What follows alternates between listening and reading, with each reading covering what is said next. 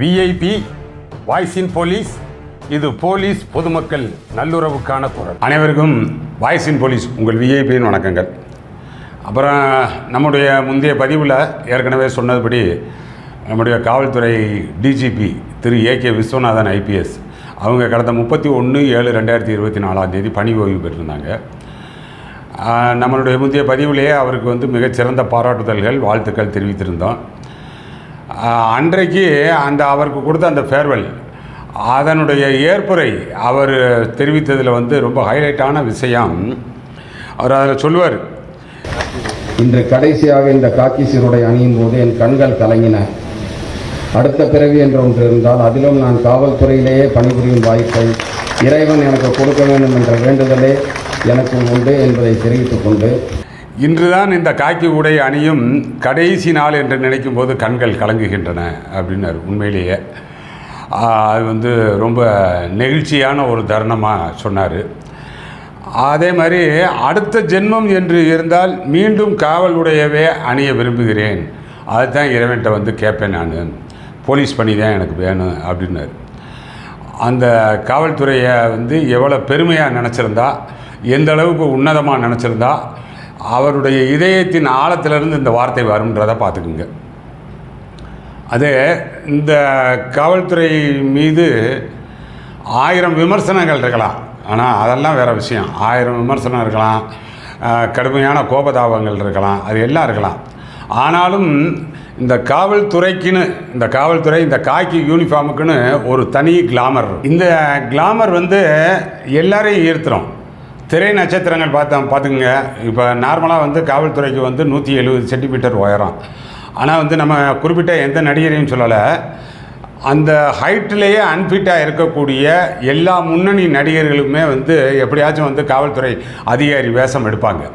ஆனால் ஹைட்லேயே அவங்க unfit 170 centimetre கட்டாயம் இருக்க மாட்டாங்க.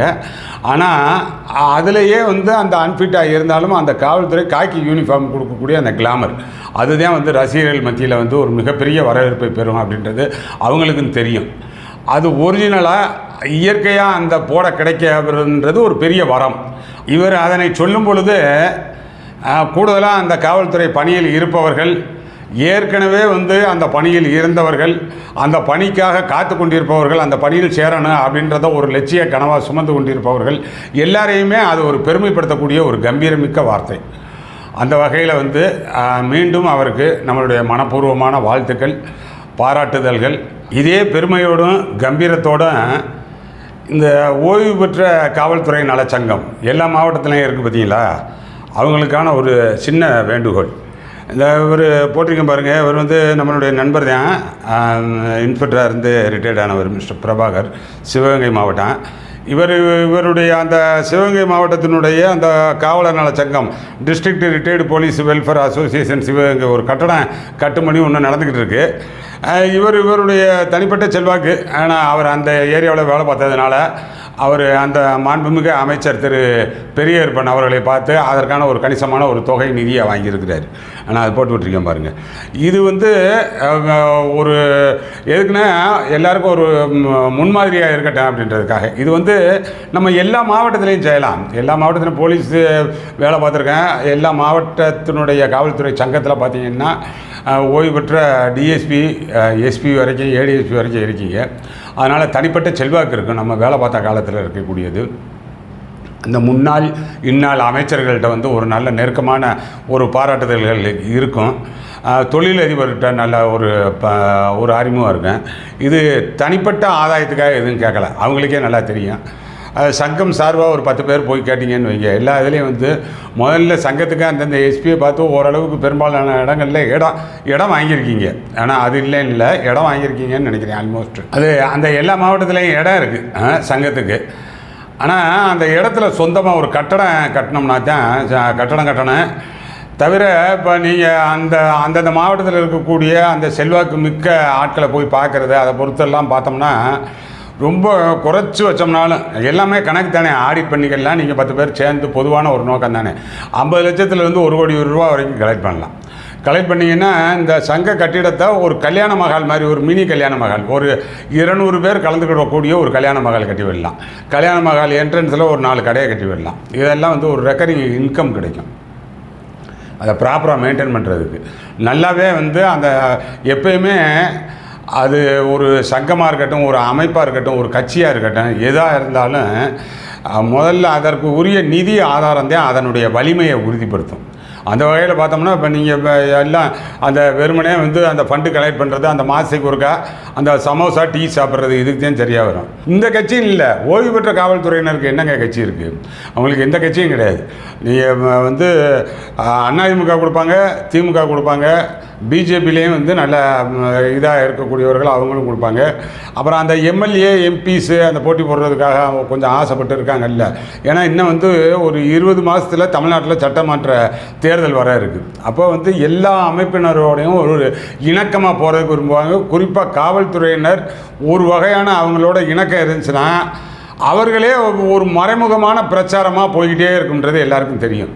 எப்பயுமே பாருங்கள், அந்த எலெக்ஷன் டயத்தில் ஆனால் ஒரு போலீஸோட ரொம்ப இணக்கமாக இருப்பாங்க.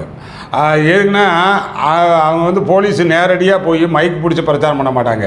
ஆனால் அவர்களோடு ஒரு இணக்கமாக இருத்தல் அப்படின்றதுக்கு அந்த கட்டாயம் அந்த எலெக்ஷனுடைய ரிசல்ட்டில் ஒரு பெரிய இம்பேக்டை ஏற்படுத்தும். நீங்கள் அவங்களுக்கு எதிராக இருந்தாலும் இம்பேக்ட் ஏற்படுத்தும், அவர்களோடு சுமூகமான உறவில் இருந்தாலும் அந்த கட்சிக்கு இம்பேக்ட் ஏற்படுத்தும். அதெல்லாம் அவங்களுக்கு நல்லா தெரியும். அனுபவம் வாய்ந்த அந்த அதிமுக திமுக 2 கட்சிக்குமே நல்லா தெரியும். அதனால் இந்த சந்தர்ப்பத்தை வந்து, இந்த வாய்ப்பை வந்து நம்ம நல்லாவே பயன்படுத்தலாம். தவிர வெறுமனே வந்து அந்த கூட்டம் கூடுறது அப்புறம் சும்மா கலைஞ்சு போகிறது அப்படின்ற மாதிரி இல்லாமல் ஓய்வு பெற்ற காவல்துறையினர் சங்கத்துக்கு நம்ம ஒரு வேண்டுகோளாக வைக்கிறது, ஏதோ வந்து காவல்துறை சார்ந்த வெறுமனே அந்த பென்ஷன் இது மட்டும்தான் ஓய்வு பெற்ற நலன் மட்டும்தான் பார்ப்போம்னு இருக்கக்கூடாது. காவல்துறையில் நாளைக்கு சேர இருக்கக்கூடிய பையன் வரைக்கும் உங்களது உதவியும் அனுசரணையும் அந்த பையனுக்கு தேவை. ஏதோ ஒன்று நீங்கள் சொல்ல வரணும். இந்த மாதிரி இருந்தால் வந்து தேர்வு செய்யப்படலாம். இந்த அவர்களுக்கான இலவச பயிற்சி, அந்த எக்ஸாமினேஷனுக்கான பயிற்சி, நம்மளுக்குன்னு ஒரு சங்க கட்டடம் வச்சிட்டோம்னு வைங்க, அதில் வரலாம்ல, போலீஸ் சர்வீட்டுக்குள்ளே வரலாம், இல்லைன்னா பப்ளிக் வரலாம். அதுதான் வந்து நம்மளை வந்து வெளியே அடையாளப்படுத்துறது. அதனால் அதெல்லாம் வந்து செய்யலாம். அப்புறம் போலீஸாருக்கான ஏதோ வந்து அவர்களுக்கான சலுகைகள், அதுக்கான குரல் கொடுக்க வேண்டியது தானே. போலீஸு நேரடியாக வந்து ஊர்வலமோ உண்ணாவிரதமோ ஆர்ப்பாட்டமோ எதுவும் பண்ண முடியாது. நீங்கள் ஒரு 3 மாதத்துக்கு ஒருக்கா ஏதோ ஒரு கோரிக்கை எடுக்க வேண்டியதானங்க. என்ன எவ்வளவோ போலீஸாருக்கு கோரிக்கை இருக்குது. ஆனால் அந்த கான்ஸ்டபிள் ரேங்க்கு அப் டு அந்த ஹெட் கான்ஸ்டபிள் அந்த 7 பட்டன் வரைக்கும் இருக்கிறத மாற்றணும் அப்படின்றாங்க, மெட்டல் பட்டனை. அது மிகுந்த உண்மையிலேயே சிரமத்துக்குரியது, நல்லாவே தெரியும். அது மாற்றணுன்றாங்க. இந்த 83 நாள் எலெக்ஷன் டீயே வரலை அப்படின்றாங்க. ஏன்னா நிறையவே போலீஸாருக்கான கோரிக்கை நிறையவே இருக்குல்ல. ஸ்மார்ட் கார்டு கொடுத்து அவங்கள பஸ்ஸில் இலவசமாக போகிறோம்னு சொல்லி சொன்னாங்க. இப்போ வரைக்கும் ஒன்றும் கிடையாது. அவர்களுக்கான ப்ரமோஷன் வந்து 8 வருஷத்தில் கரெக்டாக கொடுத்துருவோம்னாங்க. இப்போ வரைக்கும் எதுவும் கிடையாது. இந்த இதெல்லாம் ஒரு 5-6 முக்கியமான கோரிக்கைகளை எடுத்துக்கிட்டு சும்மா ஒரு ஆர்ப்பாட்டம் பண்ணலாம்ல. ஒரு கலெக்டர் ஆஃபீஸ் முன்னாடி ஒரு ஆர்ப்பாட்டம், அண்ணா சிலைக்கு முன்னாடி ஒரு ஆர்ப்பாட்டம், அந்தந்த ஊரில். ஆனால் கட்டாயம் ஆர்ப்பாட்டம் பண்ணிங்கன்னு ஒரு பொதுமக்கள் கவனம் இருக்கும், இந்த காவல்துறையினர் மத்தியிலையும் ஒரு கவனம் இருக்கும். பரவாயில்லையா நமக்காக? ஆனால் அவங்களுக்கு சங்கம்னு ஒன்றும் வேண்டியது இல்லைல்ல. நமக்காக நம்மளுடைய முன்னோடிகள் ஓய்வு பெற்றவர்கள் நமக்காக போராடுறாங்க அப்படின்னும் போது இந்த நம்ம ஓய்வு பெற்ற சங்கத்தின் மீது ஒரு நல்ல அபிமானம் ஏற்படும், அவர்களுக்கானது. ஆனால் நீங்கள் எதுவும் இதுக்காக போய் இப்போ வந்து இந்த உண்ணாவிரதம் அனுமதி தரமாட்டாங்க, ஆனால் வந்து மறியல் போராட்டம் அனுமதி தரமாட்டாங்க. ஆர்ப்பாட்டத்துக்கு கட்டாயம் அனுமதி கிடைக்கும்ல, நமக்கு நல்லா தெரியும்ல. எவ்வளோ நேரம் ஆர்ப்பாட்டம் பண்ண போகிறோம்? 1/2 மணி நேரம் டைம் கொடுக்குறோம்னு வைங்க, ஒரு 11 to 11:30 அப்படின்னா கட்டாயம் அந்த ஆர்ப்பாட்டம் ஒரு 30 பேர் இருந்தால் போதும். ஆனால் ஒரு மாவட்டத்துக்கு 30 பேர் வரமாட்டாங்களா? கட்டாயம் வருவாங்க. எப்படினாலும் நமக்கு தெரியும், எஸ்பி கார் வந்துடுவார், எஸ்பிசிஐடி வந்துடுவார். ஏதோ நோட் பண்ணுவார்ல, நம்மளை கேட்டு என்ன டிமாண்ட் என்ன ஏதுன்னு சொல்லி டிபார்ட்மெண்ட் ஆள் தானே, நம்ம சொல்கிறத தெளிவாக நோட் பண்ணுவார். நோட் பண்ணி அனுப்பிச்சி விடுவார். சிஎம் நாலேஜுக்கு போகும், புல்லட்டின் போகும், ஐஜி இன்ட்டுக்கு போகும். இந்த காவல்துறையினருக்கான கோரிக்கை நிறைவேற்றப்படும். இதெல்லாம் தான் எடுத்து செய்யணும். எது? இந்த ஓய்வு பெற்ற காவல்துறையினருடைய சங்கம். இதெல்லாம் வந்து சர்வீஸில் இருக்கக்கூடிய காவல்துறையினருடைய நலனில் நீங்கள் அக்கறை எடுக்கணும்ல. சும்மா வெறுமனே வந்து மறுபடியும் அதே மாதிரியே வந்து என்னப்பா சமோசா வந்துருச்சா, டீ வந்துருச்சா இப்படின்னு சொல்லி கேட்டுட்டு கொஞ்சம் நேரம் வரைக்கும் உட்காந்துட்டு வீட்டில் இருக்கிற புடுங்களுக்கு இங்கே வந்து கொஞ்சம் நேரம் ஒரு நாள் ஒப்பேத்தி விட்டு போவேன் அப்படின்ற கணக்குலாம் இருக்கக்கூடாது. அதனால் வந்து இது இது வர்றேன், ஒரு டெடிக்கேட்டடாக ஏதோ ஒன்று செய்யணுங்க. டிபார்ட்மெண்ட்டில் இருந்தேன், இந்த சொல்கிறார்ல, இந்த காவல்துறையினுடைய இது வரைக்கும் இருந்தேன்றது அடுத்த பிறவி வந்தால் கூட எனக்கு இந்த காவல்துறை தாங்க வேணும் அப்படின்றார்ல. எவ்வளோ விமர்சனம் பார்த்துருப்பாரு, எவ்வளோ வந்து வெகுமதிகள் பார்த்துருப்பாரு, எவ்வளோ ஏற்றம் பார்த்துருப்பாரு, எவ்வளோ அவமானங்களை சந்திச்சிருப்பார். இருந்தாலும் இதைத்தான் நேசிக்கிறார். அப்படித்தான். ஆனால் என்னை பொறுத்த வரைக்கும் தனிப்பட்ட என் உணர்வும் அதுதான். எப்போனாலும் சரி இதுதான். ஆனால் காவல்துறை தான் நமக்கு வேணும். காவல்துறை வந்து அவ்வளோ அற்புதமான துறை. பொதுமக்களோடு அவ்வளவு எளிதாக, அவ்வளவு இணக்கமாக அவர்களுக்கு நல்லது செய்கிறதுக்கு கிடைக்கக்கூடிய ஒரு அற்புதமான துறை. விமர்சனங்கள் ரெண்டு போட்டு அதனையும் தாண்டி அவர்களுக்கு நல்லது செய்கிறதுக்கு அற்புதமான துறை. நீங்கள் வந்து அந்த உங்களுக்கு பிசிக்கல் உடல் அளவில் நீங்கள் ஃபிட்டாக இருந்தீங்கன்னு வைங்க, அந்த காவல்துறையினுடைய 60 வயசுலேயும் அந்த காக்கிக்கான யூனிஃபார்ம் கிளாமர் மாறாமல் இருப்பீங்க. இவர் இருந்தார் பாருங்கள், ரிட்டையர்ட் ஸ்டேஜில் அவர் திரு ஏ.கே. விஸ்வநாதன். அதுதான். ஆனால் 60 வயசில் தானே ஆகிறாரு. அந்த 60 வயதுலையும் கூட உடல் அளவில் நீங்கள் ஃபிட்டாக இருந்துட்டீங்கன்னா போதும். காக்கி யூனிஃபார்முக்குன்னு தனி கிளாமர் இருக்குது. அதனால் வந்து நம்ம இந்த துறையை நேசித்தேன். இப்போயும் துறையை நேசித்ததுனால தானே ஓய்வு பெற்ற காவல்துறை நலச்சங்கம்னு சொல்லி வச்சுருக்கேன். காவல்துறையை சேர்த்து தானே வைக்கிறேன். அதனால் இந்த துறையை நேசித்தேன். இந்த துறையில் வருவதற்கு காத்து கொண்டிருப்பவர்கள், இந்த துறையில் பணிபுரிந்துக்கிட்டு இருக்கக்கூடியவர்களுடைய கோரிக்கை என்னன்றது நமக்கு நல்லா தெரியும். ஆனால் அவங்க கேட்க முடியாது, நம்ம கேட்கலாம். அதனால் அந்த அடிப்படையில் சொல்கிறேன். ஒரு சின்ன 3A 3B அவர்கள் ப்ரமோஷன் பாதிக்கும். அதெல்லாம் வந்து நீங்கள் ரத்து பண்ணுங்கள் அப்படின்னு சொல்லி கேட்கலாம். எஸ்பிக்கு கோரிக்கை வைக்கலாம், ஒரு கோரிக்கை மனுவை கொடுக்கலாம். நீங்கள் உங்களது லெட்டர் ஹெட்டில் ஒன்று அனுப்பிச்சுடுங்க. எப்படியோ ஒன்று ஆயிரும்லங்க, ஒரு கரண்ட் பேப்பர் ஆயிரும்ல. டிஜிபிக்கு ஒன்று போட்டு விடுங்க, ஹோமுக்கு ஒன்று போட்டு விடுங்க. எல்லா மாவட்டத்தில் இருக்கக்கூடிய இதெல்லாம் அனுப்பிச்சி விட்டா என்ன ஆகும், என்ன நமக்கு நல்லா தெரியும்ல. கட்டாயம் ஒரு கரண்ட் பேப்பர் ஆகும், அதுக்கு ஒரு ரிப்ளை எழுதணும், என்ன ஏதுன்னு சொல்லி கேட்பாங்கல்ல. இப்படித்தான் அரசினுடைய கவனத்தை ஈர்க்கணும்.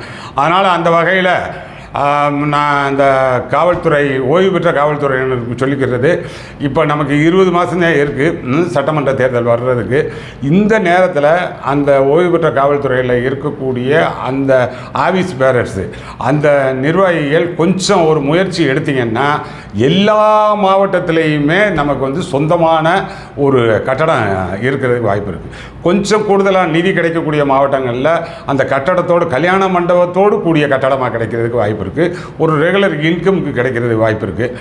அதை அவங்கள்ட்ட பகிர்ந்துக்கணும் போல இருந்துச்சு. நம்ம சேனல் வந்து சப்ஸ்கிரைப் பண்ணலைன்னா அதிகமாக சப்ஸ்கிரைப் பண்ணுங்கள்.